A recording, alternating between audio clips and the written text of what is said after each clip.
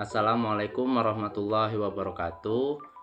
Nama saya Sadam Pramana, NPM 2175564. Di sini saya akan menjelaskan mengenai akuntansi pendapatan dan piutang. Materi ini masuk ke dalam mata kuliah akuntansi sektor publik yang diampu oleh Bapak Rusmianto SMSI. Sebelumnya, mari kita bahas mengenai apa itu PPKD dan SKPD. Menurut Permendagri nomor 13 tahun 2006, PPKD atau Pejabat Pengelola Keuangan Daerah adalah Kepala Satuan Kerja Pengelola Keuangan Daerah yang mempunyai tugas melaksanakan pengelolaan APBD dan bertindak sebagai bendahara umum daerah. Sedangkan SKPD atau Satuan Kerja Perangkat Daerah adalah perangkat daerah pada pemerintah daerah selaku pengguna anggaran atau barang. Di sini PPKD bisa disebut sebagai home office-nya, sedangkan SKPD bisa juga disebut dengan branch office-nya. Maksudnya adalah dalam suatu pemerintahan PPKD hanya berjumlah satu saja, sedangkan SKPD berjumlah lebih dari satu, bahkan banyak. Jadi dalam satu PPKD itu ada beberapa SKPD. Selanjutnya yaitu kontrol pencatatan antara PPKD dan SKPD. Dalam PPKD itu ada akun yang bernama RK-SKPD atau rekening koran SKPD. Kemudian dalam SKPD terdapat akun yang namanya RK-PPKD yaitu rekening koran PPKD. Jadi di setiap laporan itu ada rekening lawannya atau rekening yang berbeda ya. Di PPKD berarti ada rekening SKPD, di SKPD berarti ada rekening PPKD. Selanjutnya mari kita masuk ke materi pendapatan. Di materi sebelumnya dijelaskan bahwa akuntansi pemerintah itu menggunakan accrual basis, di mana ketika ada kas masuk atau kas keluar maka dilakukan dua pencatatan. Nah, pencatatan yang pertama yaitu pencatatan atau jurnal LRA atau pendapatan LRA.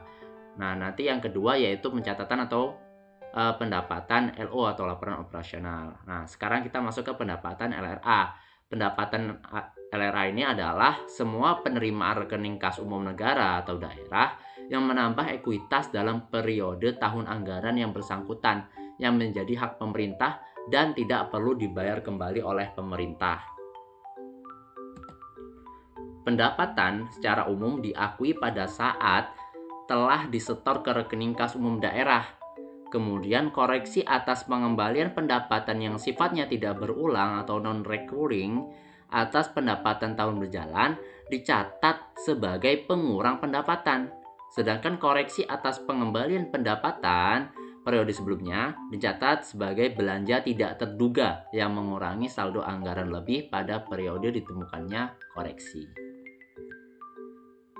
Nah, selanjutnya yaitu klasifikasi pendapatan LRA. Di sini ada 3 klasifikasi pendapatan LRA. Yang pertama yaitu pendapatan asli daerah. Yang kedua yaitu ada pendapatan transfer. Dan yang ketiga itu ada lain-lain pendapatan daerah yang sah. Di sini dalam pendapatan asli daerah ini dibagi lagi menjadi beberapa, yaitu bisa berupa pendapatan pajak daerah, pendapatan retribusi daerah, dan lain-lain PAD yang sah. Kemudian di pendapatan transfer ini itu bisa berupa pendapatan transfer yang kita terima dari pusat. Misalnya kita adalah pemerintah daerah. Nah, maka kita bisa punya peluang untuk mendapatkan pendapatan transfer dari pemerintah pusat. Baik berupa dana bagi hasil pajak ataupun dana bagi hasil sumber daya alam. Kemudian yang ketiga yaitu lain-lain pendapatan daerah yang sah. Nah, yang dimaksud dengan lain-lain pendapatan daerah yang sah ini contohnya yaitu pendapatan hibah, pendapatan darurat, kemudian pendapatan lainnya. Selanjutnya kita masuk ke pendapatan LO atau pendapatan laporan operasional. Pendapatan laporan operasional yaitu hak pemerintah daerah yang diakui sebagai penambah ekuitas dalam periode tahun anggaran yang bersangkutan dan tidak perlu dibayar kembali. Nah, pendapatan LO ini diakui saat yang pertama timbulnya hak atas pendapatan LO. Nah, yang kedua yaitu pendapatan direalisasi. Nah, diakui yang pertama ini, yaitu saat timbulnya hak atas pendapatan LO ini, itu ada dua faktor. Yang pertama, pendapatan yang diperoleh berdasarkan peraturan perundang-undangan. Kemudian yang kedua, pendapatan yang diperoleh sebagai imbalan atas suatu pelayanan yang telah selesai diberikan berdasarkan peraturan perundang-undangan. Kemudian pengakuan yang kedua yaitu pendapatan direalisasi, yaitu ketika adanya aliran masuk sumber daya ekonomi untuk mengakui pendapatan LO yang berupa hak yang telah diterima oleh pemerintah tanpa didahului adanya penagihan. Nah, untuk klasifikasi pendapatan LO ini sama persis dengan klasifikasi pendapatan dari LRA. Ada pendapatan asli daerah, kemudian ada pendapatan transfer, kemudian ada lain-lain pendapatan daerah yang sah. Nah, sekarang kita masuk ke materi selanjutnya, yaitu akuntansi piutang. Pengertian dari piutang sendiri adalah hak tagih pemerintah kepada pihak lain yang belum diterima pembayarannya. Hak tagih tersebut bisa berasal dari kewenangan Pemda, misalnya untuk memungut pajak daerah, retribusi daerah, atau hak tagih karena memberikan pinjaman kepada pihak lain. Nah, di sini ada dua jenis piutang ya. Yang pertama piutang pendapatan, dan yang kedua yaitu piutang lainnya.